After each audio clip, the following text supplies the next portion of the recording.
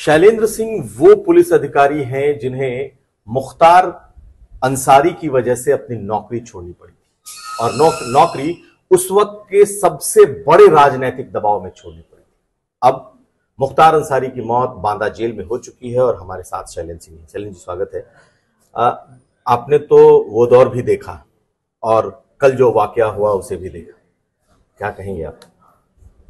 जिस डर के साम्राज्य से मुख्तार अंसारी अब तक इतना बड़ा माफिया बना था, इतना आर्थिक साम्राज्य कायम किया था, वो पूरा साम्राज्य उसका ढहते हुए जब उसने देखा, वर्तमान सरकार से कोई सपोर्ट नहीं मिला, वही पुलिस जो उससे दबती थी, मऊ दंगे में आपने देखा होगा कर्फ्यू के दौरान खुली जीप में घूमता था, तो जब सब कुछ अपना ढहते हुए दिखने लगा तो उसके अंदर बेचैनी हो गई और अंत में मुख्तार अंसारी इतना डर गया कि हर जगह समय उसको लगता था मुझे कोई मार देगा, जहर दे देगा या कोई स्लो पॉइजन दे देगा, इस तरह की बात करता था। न्यायालय में भी उसने अपनी बात रखी। तो ये उसी डर का नतीजा था और अंत में उसकी परिणति आपने देखा कि उसकी डेथ के रूप में, हार्ट अटैक के रूप में जैसा हुआ।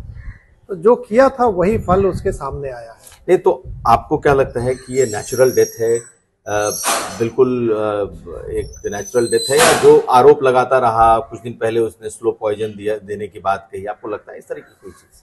नहीं, बिल्कुल, ये विक्रम ने कहा ना कि ये उसका अपना किया हुआ ही था। वो डर गया था एकदम से, उसको किसी ने स्लो पॉइजन संभव नहीं है। देखिए, जेल में चाहे अधिकारी हो, कर्मचारी हो या डॉक्टर हो, कौन अपनी नौकरी दांव पर लगा के ये सब काम करेगा?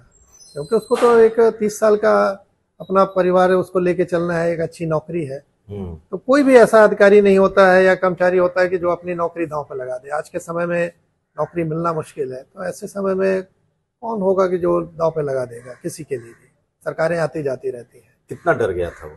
डर का नतीजा ही था कि उसको हर समय लगता था कि मुझे खाने में जहर है या कोई मार देगा। जो पुलिस उसके सामने झुक के बात करती थी, जेल में हमने आप लोग के माध्यम देखा, डीएम जाके उसके साथ बैडमिंटन खेलते थे, उसी जेल में तन्हाई में वो जी रहा है। तो कितना डरा होगा ये आप ही जान सकते हैं। और किसी भी माफिया को, हम लोगों ने तो सभी माफियाओं को नजदीक से देखा और सबके साथ हम लोगों का लाइव इनकाउंटर हुआ, तो इनका दिल बहुत छोटा होता है। ये जितना बड़ा 10 गाड़ी का काफिला 50 नाल बंदूक लेके चलते हैं, तो केवल इसी को दिखाने के लिए, अपने को भी प्रोटेक्ट करने के लिए ये अंदर से डरे होते हैं। और यही जब सब कुछ आवरण हट जाता है तो आप सोच सकते हैं वो डर कितना हावी हो गया होगा इस पे। लेकिन आपको मौत है। एक चीज और आपको दिखाई दे रही होगी, एक वक्त पॉलिटिकल सपोर्ट, प्रोटेक्शन बहुत ज्यादा रहा, जिसके बल पर मुख्तार अंसारी बना। उनकी मौत के बाद भी आप देखें तो पॉलिटिकल पार्टियां समर्थन में दिखाई दे रही हैं, बार बार सवाल सरकार पर या फिर स्लो पॉइजन को लेकर के उठा रही हैं। बिल्कुल करेंगे भाई। देखिए, ये चुनाव का समय चल रहा है, पॉलिटिकल पार्टी खासकर जो विपक्ष में है वो कोई मौका ऐसा नहीं चूकना चाहते हैं जिससे कि उनको एडवांटेज ना मिले, और उसके परिवार वाले तो कहेंगे ही। लेकिन जब ये बात न्यायालय में जाती है, इस सब का ट्रायल तो न्यायालय में होता है, न्यायालय सबूत पे चलता है, तो वहां सब नहीं स्टैंड करेगा। आप इस वक्त कैसा महसूस कर रहे हैं? कितना रिलीव्ड हैं आप? क्योंकि सब, अगर भुक्तभोगी तो कई हैं, लेकिन आप वैसे जीवंत भुक्तभोगी हैं उनके, जिनको कि अपना पूरा करियर, सब कुछ आपने दांव पर लगा दिया सिर्फ एक बात से कि आप पीछे नहीं हटे। बिल्कुल सही बात है। 20 साल का समय बहुत बड़ा समय होता है। 2004 जनवरी की बात थी, आज अप्रैल 2024 है, और इस 20 साल में हमने और हमारे परिवार ने जो देखा वो केवल हम लोग जानते हैं। तो वो घटना अगर मैं याद करता हूँ, सब कुछ है, तो आज मुझे इस बात का संतोष है कि जो इसने किया था उस तरह से ये खुद अपने ऊपर ये तिल तिल करके नहीं मरना कहते हैं, तो उस तरह ये मरा है। ये 3 साल से, जो पिछले जब से पंजाब से आया, अब इसकी दुर्गति मैं देखता था आप लोग के माध्यम से, टीवी के माध्यम से, तो मुझे इस बात का होता था कि देखो, जिसका साम्राज्य इतना था कि सरकार इसके आगे झुक जाती थी, पुलिस प्रशासन की तो हिम्मत ही नहीं, कोई बात ही नहीं करता था इसके खिलाफ, कार्रवाई तो बहुत दूर की बात है। आज उसकी क्या स्थिति हो रही, इस व्हील चेयर पर घसीट के आया पंजाब से। तो जो किया था वो सामने आया, और मुझे इस बात की रिलीफ है कि भगवान के घर देर है, अंधेर नहीं है। थोड़ा सा रिकाउंट कर सकते हैं आप उस दिन को, उस वक्त को जो आपके साथ हुआ था? अब उस समय तो बहुत विपरीत परिस्थिति थी, सोचना बड़ा, मैं नहीं चाहता हूँ उस चीज को सोचना, कि हम लोग और हमारी टीम जान पे खेल के रिकवर की। लाइट मशीन गन की रिकवरी एकमात्र रिकवरी अब तक उत्तर प्रदेश की है, ना पहले कभी हुई ना 20 साल से अब हुई है 20 साल में। तो हमने और हमारी टीम ने जान पे खेला। उसके बाद जो गुड वर्क था वो बैड वर्क हो गया। हमारी टीम को भी प्रताड़ित किया गया, मुझे भी किया गया। हमने अंत में सब कुछ अपने लेते हुए इस्तीफा दिया और त्यागपत्र में लिखा भी इस बात को कि अब तो सरकार को निर्देश सीधे माफिया दे रहे हैं, उनके हिसाब से सरकार चला रही है, हमारे जैसे ईमानदार अधिकारी के लिए काम करना मुश्किल है। और सर्विस छोड़ने के बाद जब हम बाहर आए तो सरकारी आवास छोड़ने के बाद प्राइवेट कोई हमें अपना घर नहीं दे रहा था। शाम को सामान रखूं, सवेरे खाली करना पड़ता था।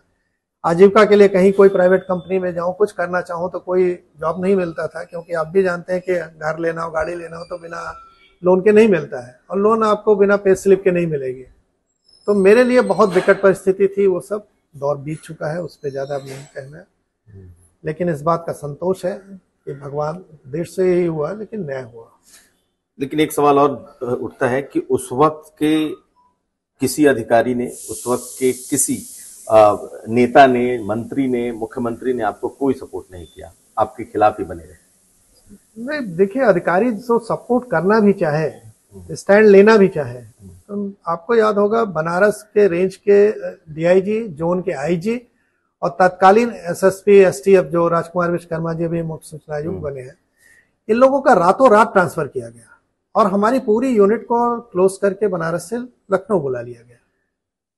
तो एक पूरा संदेश दिया गया था कि कोई सपोर्ट अगर इनके साथ में खड़ा हुआ तो उसको खामियाजा भुगतना पड़ेगा। तो जब सरकार ही इतना तुल जाए कि नहीं, हम आउट ऑफ वे जाके क्रिमिनल को सपोर्ट करेंगे, एक माफिया को सपोर्ट करेंगे, और आपने देखा उन्होंने पोटा जो कानून एग्जिस्ट करता था उसको भी हटा दिया, जबकि सेंट्रल गवर्नमेंट का कानून था, स्टेट का नहीं था, लेकिन उसको भी परमिशन नहीं दिया उन्होंने, मुलायम सिंह ने। तो ऐसी दशा में कौन हमारे सपोर्ट में आएगा? सब लोग डरते हैं, अपने परिवार है, नौकरी है, सबको अपना जान प्यारी है, तो सबने किनारा कर लिया था। और मैं भी नहीं जानता था, मतलब सोचता था कि अब किसी से सपोर्ट मिलेगा। जो भी किया अपने दम पे किया हमने। जिस वक्त आप ये सब झेल रहे थे उस वक्त आपको इस बात का सुकून था कि आपने ठीक किया है, या कहीं लगा कि इतना कुछ करने के बाद भी, क्योंकि ये घटना 2004-05 की थी और 2016-17 तक तो बहुत आराम से ये लोग ऑपरेट करते रहे, तो आपको लगा कि आपको सुकून है, या फिर लगा कहीं गलती भी होगी? नहीं, गलती का एहसास तो नहीं था, क्योंकि मैं तो अपना कर्तव्य कर रहा था। तो मुझे इस बात का सुकून था कि जिस चीज की मैं तनख्वाह ले रहा था, जब मैं भर्ती हुआ तो पब्लिक सर्वेंट के रूप में भर्ती हुआ, जनता के सेवक के रूप में। तो जब तक मैं अपनी तनख्वाह जनता से लेता रहा, हमारी तनख्वाह सरकार नहीं देती है, हमारी तनख्वाह जनता देती है, और हम बोले भी जाते हैं लोक सेवक, पब्लिक सर्वेंट, तो तब तक मैंने अपना निष्पक्ष काम किया। इस बात का मुझे संतोष था। दुश्वारियां थी, लेकिन संतोष बड़ा था मेरा, और इसीलिए मैं आज तक जो भी आपने देखा होगा, वर्तमान समय में भी गौ सेवा पे जो काम कर रहा हूँ, मैं एक रचनात्मक कार्य कर रहा हूँ, ग्रीन एनर्जी पे, ऑर्गेनिक फूड पे काम कर रहा हूँ। अगर मैं कहीं भी दुखी होता तो अब तक मैं मर खप गया होता या आत्महत्या कर लेता, तो वो नौबत नहीं मेरे अंदर आई। पॉजिटिविटी बनी रही। अच्छा, एक मुझे फील हुआ कि मैंने जो किया सही किया और सही का साथ दिया, और इसीलिए मैं आज आपके सामने हूँ इस रूप में। और जो गलत किया था वो कल देखा अपने जेल में कैसे हार्ट अटैक से। लेकिन एक बात है ना कि कोई आदमी अपनी नौकरी छोड़ता नहीं है। 9 साल की नौकरी, वो भी पुलिस के अधिकारी की, डीएसपी की नौकरी आपने छोड़ी थी। थोड़ा ये बताएं कि जब आपने छोड़ा उस वक्त की आपकी मनस्थिति, तो आपने बताया भी, मनस्थिति भी बताएं, और आखिर आपने उसके बाद कैसे अपना जीवन चलाया, क्योंकि उसके बाद से 20 साल, आज आप 30 साल के आसपास आपकी नौकरी होती, तो कैसे आप चले? देखिए, बात सही है। जब ये सर्विस छोड़ी तो मैंने घर में किसी से कंसल्ट नहीं किया, और मैं इस्तीफा भी जब भेजा, जहां एसटीएफ कार्यालय से बाहर निकल के पीसीओ से भेजा मैंने फैक्स राज्यपाल महोदय को, क्योंकि हमारे नियुक्ति तो वही करते हैं। हमारे वरिष्ठ अधिकारी को भी नहीं पता था कि मैं रिजाइन कर चुका। उसके इस्तीफा देने के 4 घंटे बाद तक मैं सरकारी काम में करता रहा, किसी को आभास भी नहीं हुआ कि मैं इस्तीफा दे दिया हूं। घर पे आया, मीडिया में कहीं से लीक हो गया कि इस्तीफा दे दिया है, तमाम घर पे लोग आए, तो मिसेस को भी नहीं पता था मेरे, क्योंकि मैं इस्तीफा दे चुका हूं। उसको टीवी के माध्यम से पता चला जब देख रही थी, और लोग इंटरव्यू आप लोग आके ले रहे थे, मीडिया के लोग, तो उसने समझा कोई काम किए होंगे, उस पर इंटरव्यू चल रहा होगा। लेकिन जब देखा इस्तीफा तो आप समझ सकते हैं कि घर में किसी को नहीं पता, आपके वेल विशर को किसी को नहीं पता, और आप इस्तीफा इतना बड़ा स्टेप ले चुके हैं, तो विकट स्थिति थी। लेकिन मैंने धीरे धीरे पूरे परिवार को, अपने घर वालों को, अपने वेल विशर्स को समझाया कि वहाँ मेरे लिए परिस्थिति अनुकूल नहीं थी काम करने की। जिस कंडीशन में मुझसे कहा जा रहा था काम करने के लिए, वो कंडीशन मैं नहीं सह सकता था, क्योंकि मैं अपनी अंदर से जो आत्मा हमारे दुख करती थी कि आप जिसकी तनख्वाह ले रहे हैं और उसी का काम नहीं कर पा रहे हैं। तो मुझे लगा कि मैं बाहर आके काम करूं, और मैं चुपचाप फिर बाहर आ गया। पत्नी और बच्चों का क्या इस वक्त? स्वाभाविक है, पत्नी बच्चे सब लोग कष्ट तो झेलते हैं, एक अच्छी लाइफ मिलती। हमें अरेस्ट भी किया गया 2-2 बार, वो भी देखा इन लोगों ने कि जिस जगह हजरतगंज सीओ हम थे, उस थाने में हम बंद रहे, उस जेल में बंद रहे जहां हम लोगों को बंद करते थे। तो ये सब घटनाएं हुई, बहुत कठिन परिस्थिति थी, अब उसको मैं नहीं याद करना चाहता हूँ। आपकी कुछ तस्वीरें भी मैं उस वक्त की अरेस्टिंग की देख रहा था, वो तस्वीरें ऐसी हैं जो शायद कोई अधिकारी देखना भी नहीं चाहेगा, उस तरह की। लेकिन कभी मुलायम सिंह यादव जो कि मुख्यमंत्री थे, या उस स्तर के किसी नेता ने कभी आपको ये नहीं कहा कि आपने अच्छा काम किया, चलो जो हुआ सो हुआ? मुलायम सिंह तो हमारे नाम से ही चिढ़े हुए थे उस समय। आपने देखा होगा कि मुलायम सिंह उस समय इतना चिढ़ गए थे कि वो मेरा नाम मीडिया ने, कहीं वो बनारस गए थे, पूछ लिया इस्तीफा देने की बात की है, और एकदम से चिढ़ गए, और मीडिया ने हेडिंग लगाई कि शैलेंद्र का नाम लेते हैं मुलायम को मिर्ची लगी। तो स्थिति तो सपोर्ट सरकार से तो नहीं थी। हाँ, योगी आदित्यनाथ जी ने जरूर फोन किया था मेरे घर पे, और उन्होंने कहा था कि हम आपके साथ हैं। तब तो वो सांसद रहे होंगे? हाँ, सांसद थे तब। और उन्होंने घर पे फोन करके आश्वस्त किया सबको, हम लोग आपके साथ हैं।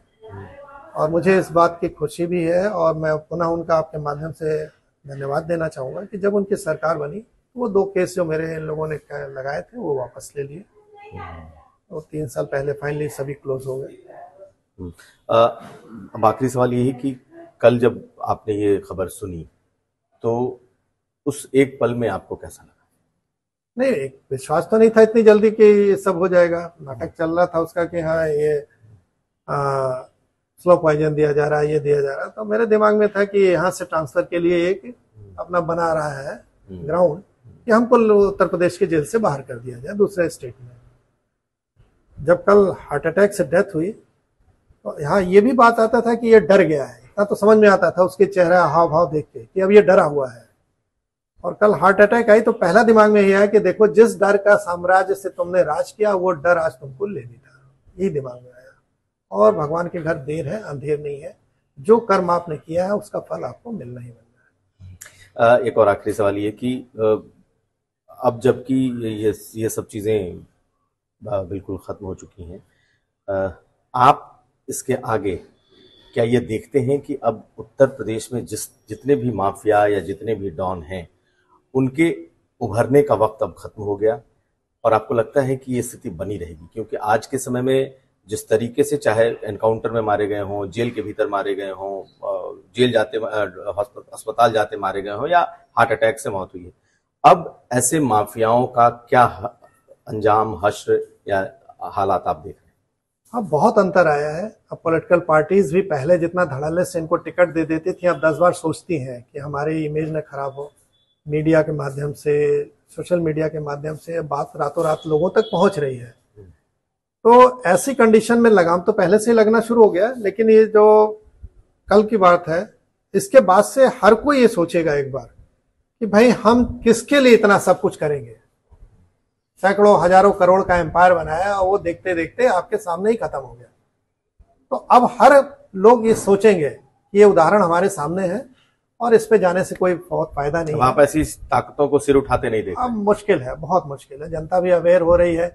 जो इनको पॉलिटिकल प्रेशर मिलता था पहले, लोग नहीं जानते थे कि कितना सपोर्ट सरकार कर रही है। अब तो 2 मिनट में सबके सामने आ जाता है कि सरकार ने क्या किया है। कोई चीज छिपती नहीं, हर चीज ऑनलाइन है।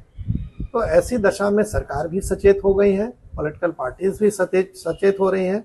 वो उसी एक्सटेंट तक करती हैं, देखती हैं जब जितना हमारा वोट प्रभावित ना हो। अगर वोट उनका प्रभावित होने लगा, ये डेमोक्रेसी है, जनता अगर मन बदल ले तो 2 मिनट में इनको बाहर फेंक देती है। आप खुद देखिए ना, जिस समाजवादी पार्टी ने ऐसे लोगों को बहुत सपोर्ट किया आउट ऑफ वे जाके, या बहुजन समाज पार्टी ने, आज उनको कहाँ क्या हास्य हो रही है। तो जनता संदेश दे चुकी है और लगातार दे रही है, तो समझ में आ गया है लोगों को। सर बहुत शुक्रिया बात करने के लिए। Thank you. तो हमारे साथ थे शैलेंद्र सिंह, इन्होंने अपना वो अनुभव हमारे साथ शेयर किया जो एक युवा अधिकारी होते इन्होंने फेस किया था। और अगर कोई, यूं तो बहुत सारे विक्टिम हैं, पीड़ित हैं, लेकिन एक जीते जागते ऐसे उदाहरण जिन्होंने खुद एक उदाहरण पेश किया कि किस तरीके से ड्यूटी की जाती है और किस तरीके से कभी भी अपने स्वाभिमान को दांव पर नहीं लगाया जा सकता। बहुत शुक्रिया सर आपका। कुमार अभिषेक, लखनऊ। अगर ये वीडियो आपको पसंद आया है तो इसे लाइक जरूर करें। अगर चैनल अभी तक सब्सक्राइब नहीं किया है तो कर लें और नोटिफिकेशन पाने के लिए बेल आइकन भी दबा दें।